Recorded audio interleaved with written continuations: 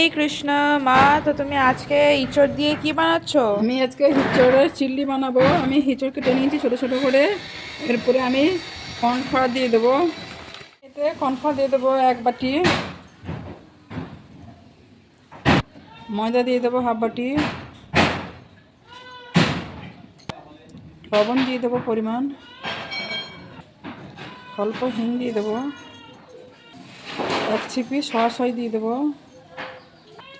পরিমাণ মতন জল দিয়ে দেবো, হালকা জল দিয়ে মাখাবো। এরপরে আমি ভালো করে মাখিয়ে নেব এঁচড়টাকে। এইভাবে এঁচড়টাকে আমি ভালো করে মাখিয়ে নিয়েছি অলরেডি। দিয়ে আবার এটাকে আমি তেলে ভেজে নেব। আমি এবারে ভেজে নেব এঁচড়গুলো।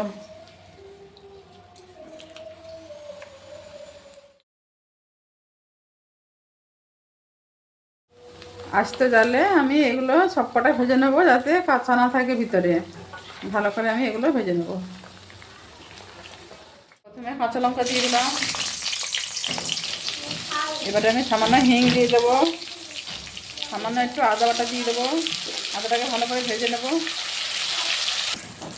আদা ভাজা হয়ে গেছে, সামান্য একটু কাজু বাদাম বাটা দিয়ে দেবো। ভালো করে ভেজে নেড়ে নেব।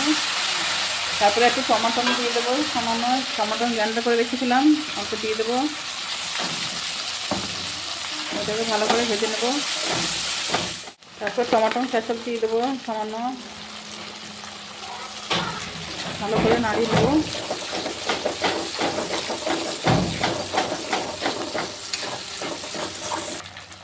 পরিমাণ মতন অল্প চিনি দিয়ে দিলাম, সামান্য লবণ দিয়ে দিলাম,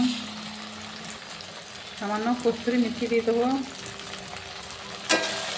নাড়িয়ে নেব। সামান্য কর্নফ্লাওয়ার জল গুলিয়ে দিয়ে দিলাম। ওটাকে ভালো করে নাড়িয়ে নেব। নাড়িয়ে নিয়ে আমি হিঁচড়গুলো দিয়ে দেবো। এবার আমি হিঁচড়গুলো এতে দিয়ে দেবো। হিঁচড়গুলো দিয়ে আমি ভালো করে নাড়িয়ে নেব। আমি সব শেষে ধনে পাতা ছড়িয়ে দিলাম। আমার হিঁচড়ের চিল্লি রেডি হয়ে গেছে। রেসিপি ভালো লাগলে লাইক, কমেন্ট এবং শেয়ার করে দেবেন। হরে কৃষ্ণ।